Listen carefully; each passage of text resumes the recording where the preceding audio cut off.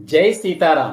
మీ అమ్మ తన అత్తగారిని అంటే మీ నానమ్మను ఎలా ఆదరించిందో, ఎలా గౌరవించిందో నీకు తెలిసే ఉంటుంది. నువ్వు మాత్రం నీ అత్తగారిని నీ స్వంత తల్లి కంటే మిన్నగా ఆదరించు, గౌరవించు. ఒకవేళ మీ అమ్మ తన అత్త పట్ల తప్పు చేసినట్లయితే అదే తప్పు నువ్వు కూడా చేయనవసరం లేదు. అప్పుడే నీ భర్తను నీవు గౌరవించినట్లు. నీ భర్త మీద లేని గౌరవం నీ అత్త మీద ఎందుకుంటుంది? తన తల్లిని గౌరవించే భార్యను మనస్ఫూర్తిగా సమాదరిస్తాడు భర్త. ఈ విషయంలోనే చాలామంది మహిళలు తప్పు చేసి తమ జీవితాలను తమకు తెలియకుండానే నిస్సారంగా గడిపేశారు. ఇంకా గడిపేస్తూనే ఉన్నారు. వాళ్లను చూసి జాలి పడడం తప్ప ఎవరూ ఏమీ చెయ్యలేరు. అదే తప్పు నువ్వు చెయ్యకు. అప్పుడే నీవు నీ భర్త నుండి నిజమైన ఆనందాన్ని పొందగలుగుతావు. ప్రపంచంలోని స్త్రీలందరూ దేవతలే. అయితే తాము దేవతలమన్న సంగతి వారికి తెలియదు.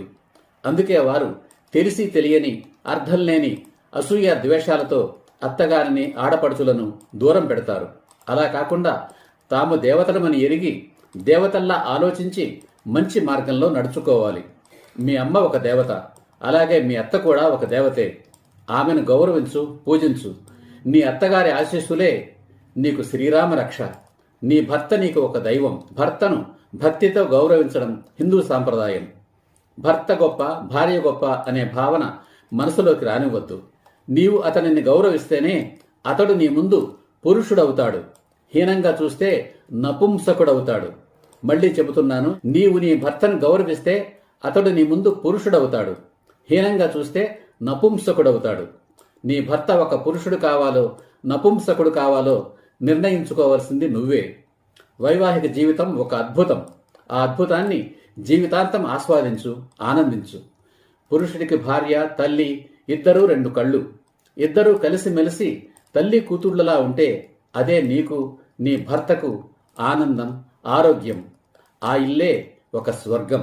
మరి తన జీతమంతా తల్లికి నీకు ట్రాన్స్ఫర్ చేసేస్తే అతనికేమీ ఖర్చులుండవా? అతనికేం ఖర్చులుంటాయి? రోజువారీ ఖర్చుల కోసం నిన్ను అడిగి తీసుకోవచ్చు.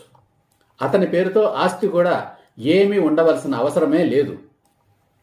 అతని కాళ్ళు చేతులే అతని ఆస్తి. మరో ముఖ్యమైన విషయం విడాకులు. నా ఉద్యమంలో మొదటి అడుగు విడాకుల చట్టం రద్దు. దానికి చాలా సమయం పడుతుంది. అందుకే ఈ విషయం చెబుతున్నాను. నీ అంతట నీవు ఎట్టి పరిస్థితుల్లోనూ విడాకులు అడగనని, అతను కూడా విడాకులు అడగకూడదని, అతను అడిగినా ఇవ్వనని చెప్పు. ఈ వీడియో నచ్చితే లైక్ చేయండి, కామెంట్ చేయండి, షేర్ చేయండి, సబ్స్క్రైబ్ చేయండి. జై హింద్, జై సీతారాం.